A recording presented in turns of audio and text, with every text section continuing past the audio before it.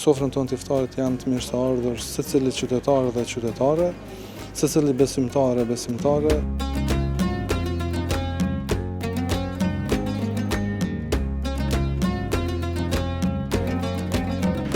Imam Labnut Maliqi, imam I xhamisë Bedri Kamberi në Prishtinë. Xhamia Profesor Dr. Bedri Kamberi është hapur me 9 dhjetor viti 2016 dhe ashtu prej vullnetit madh që t'ju shërbejmë tjerë ashtu siç na mëson edhe feja jonë që t'jemi dobishëm për gjitha krijesat e Zotit, pa përjashtim.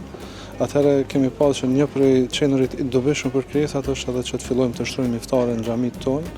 Kemi filluar shtrimin e iftareve që nga viti 2017 dhe kështu ky është viti 9 me radhë që xhamia Profesor Dr. Bedri Kamberi shtron iftar gjatë tërë muajit bekuar të Ramazanit dhe këto iftare natyrisht nuk janë të vogla, por numri I pjesëmarrësve është jashtëzakonisht I madh, por njëkohësisht janë edhe të kushtueshme dhe unë shfrytëzoj rastin që t'i falenderoj të gjithë donatorët, kontribuesit, të cilët në një formë tjetër imbulojnë shpenzimet e iftareve tona.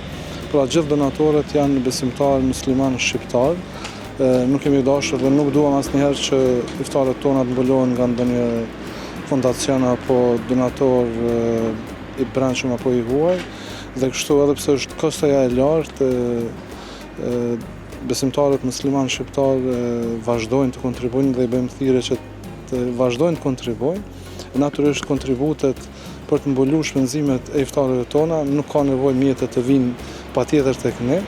Tek ne patjetër duhet vijë ushqimi, ndërsa donatori mund t'i adresojë mjetet e tij drejt për drejt tek restoranti dhe më pas ai restorant apo ajo gjatore ta sjellë ushqimin tek ne për pjesëmarrësit që marrin pjesë në sofrën tonë të iftarit dhe që nuk janë të pakët. Kryesisht për sa persona në shembull është një iftar ose sa ka kapaciteti një restorant themi për me pru iftare këtu? Restorantet pothuajse gjitha restorantet kanë kapacitete, sado që është kërkesa dhe ata kanë kapacitet për të mbulu nevojat, por në xhaminë tonë dita e hanë deri në ditën e ejte është numri më I madh I pjesëmarrësve që marrin pjesë në xhaminë në sofrën tonë të iftarit, për shkak se kryesisht mbi 98% të pjesëmarrësve I kemi student dhe studente, pra I kemi në sofrën tonë të iftarit të dy gjinit në hapësira të ndara. A cili është mesazhi jot për krejt agjërues që kanë nevojë ose dojnë më ardh këto? Fillimisht e lutem Zotin që të na ketë pranuar agjërimin e këtyre ditëve dhe të na lehtësojë agjërimin e ditëve që janë në vijim.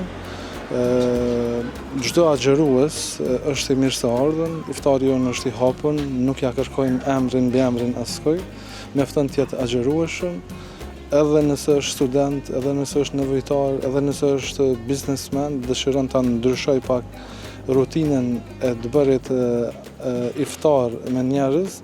Në sofrën tonë të iftarit janë të mirë të ardhur secili qytetar dhe qytetare, secili besimtar e besimtare. Kjo është një sofër që na të bën neve si krijesa të Zotit, natyrisht që lutem Zotin na beqatoj me mirësi në këtë botë dhe në botën tjetër.